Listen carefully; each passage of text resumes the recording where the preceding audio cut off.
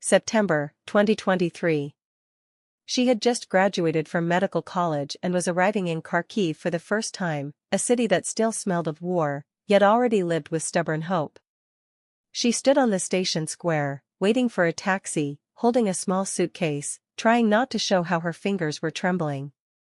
Not from the cold, but from the realization that her adult life was beginning. A soldier stood beside her. Handsome. Tall. His uniform fit him as if it were part of his body. In his hands were flowers, not official or neatly arranged, but real ones. Alive. Slightly careless. As if meant for a woman he loved. He watched the tracks with quiet focus, as though afraid to miss the one moment when she would appear. Yana caught herself looking at him. There was something about him, calm and strong at the same time. That is how people look who have already seen death, yet chose life. The train stopped. The doors opened, and passengers began to step out. Among them was a young woman. A light-colored coat. A slightly tired face. A shy smile that appeared even before she saw him. She walked toward the soldier as if toward something long familiar and safe. Before embracing him, she glanced at Yana for just a moment. And in her eyes, there was pride. Quiet. Feminine. Without challenge. Pride in the fact that it was her this man had waited for, with flowers. They embraced. Not loudly. Not for show. The way people embrace when they have lived through too much to waste feelings on spectacle. He took her bag, led her to the car, opened the door, and helped her inside. Yana looked away only when she noticed them kissing in the car. Not for display. Not for anyone else. Simply because they could not kiss. She felt a little embarrassed. As if she had accidentally stepped into someone else's very private happiness. Her taxi arrived. As Yana got in, she looked out the window one last time. The car with the soldier and the woman was already pulling away. The flowers rested on her lap. One of his hands was on the steering wheel. With the other, he gently touched her. And in that moment, Yana caught herself thinking something that frightened her with its honesty. She envied that girl. Not with malice. Not with bitterness. But in the way one envies someone else's warmth. When standing at the beginning of a long, cold road. She did not know that one day the soldier would become her war. And she did not know that the scene at the station was the first frame of a story. She was destined to walk through. Through pain, silence, farewells. And a new life growing beneath her ribs. November 2023. She had already grown used to the routine of war. At first, it had been terrifying. Hands trembling. A lump in her throat. Panic at every sharp sound. Now fear had become background noise. Functional. Dulled. There were many patients. The front line was dangerously close. Time was no longer measured in hours. Only in conditions. Critical, stable, alive. When they brought in a new wounded soldier. Something inside her flinched. Even before she saw his face. As if her body recognized him. Before her mind did. He was torn apart by shrapnel. A drone strike, too close. His uniform shredded. Skin covered in blood and dust. Breathing uneven. Half alive. And yet, through the bandages, dirt, and pain. She suddenly recognized his features. The eyes. The line of his jaw. That same calm in his expression. Even in unconsciousness. Her memory flashed sharply. The station. September. Flowers in his hands. A woman with proud eyes. The handsome man from the platform. The same soldier. Her heart lost its rhythm for a moment. But her hands did not fail her. She was no longer the girl with a suitcase. She was a medic now. And now, he was her patient. The days passed in tension. Surgeries. dressings, monitoring, waiting. And the quiet question inside her. Would he survive? After a few days, he began to improve. The fever dropped. His breathing steadied. The pain no longer broke him from the inside. His wounds were of moderate severity.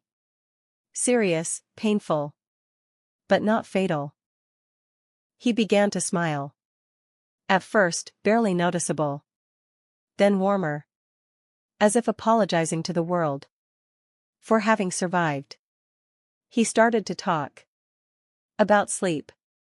About coffee. About how he just wanted to step outside. And breathe air. Without the smell of medicine and metal. Yana caught herself staying in his room. Longer than her work required. For a few extra seconds. For one more sentence. For one more look. And then she began coming by in the evenings. As if by accident. As if just to check on him. As if it was necessary. In the evening, the ward felt different. Quiet. Unhurried. Without shouting or chaos. They could sit in silence. And that silence didn't press on them. It was warm. He looked at her longer. More calmly. As if learning how to remember her. He didn't know that she had recognized him. The soldier from the station. The one holding flowers. The one who had not been alone. And she didn't know whether she would ever have the right to tell him. Because now he was her patient.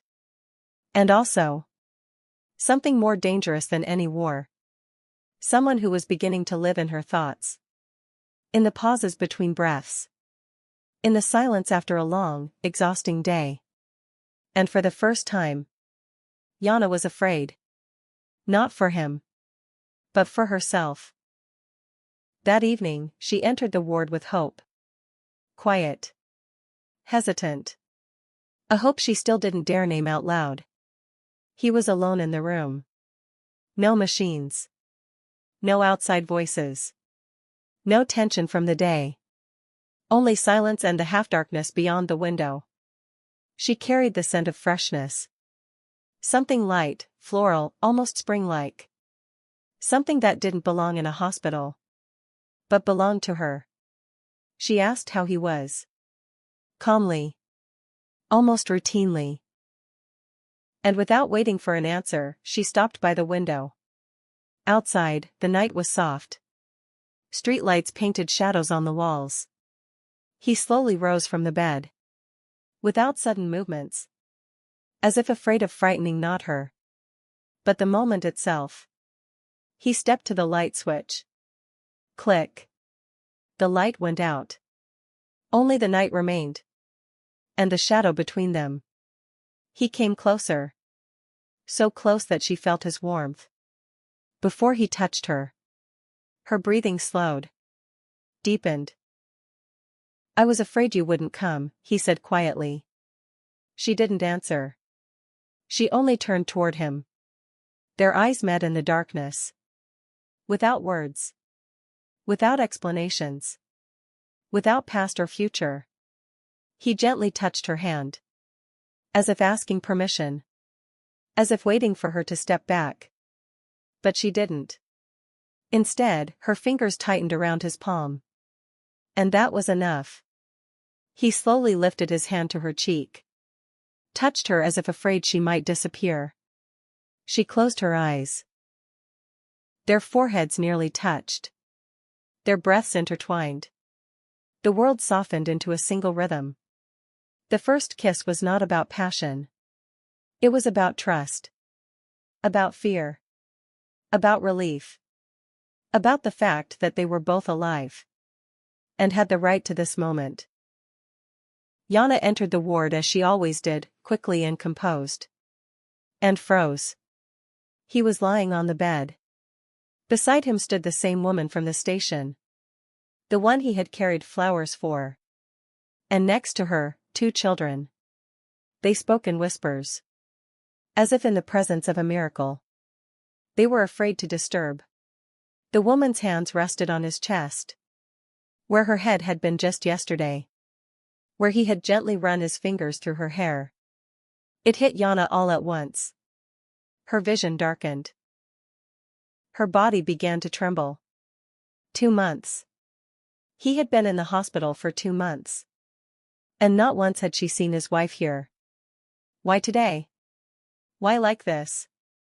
She stepped closer, checked the monitors, said his condition was stable. Her voice steady.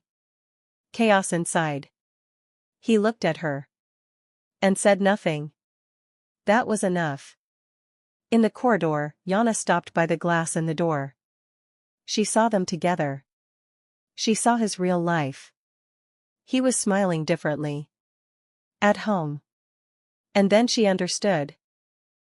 Everything that had happened between them existed only because his world had been on the other side of that door.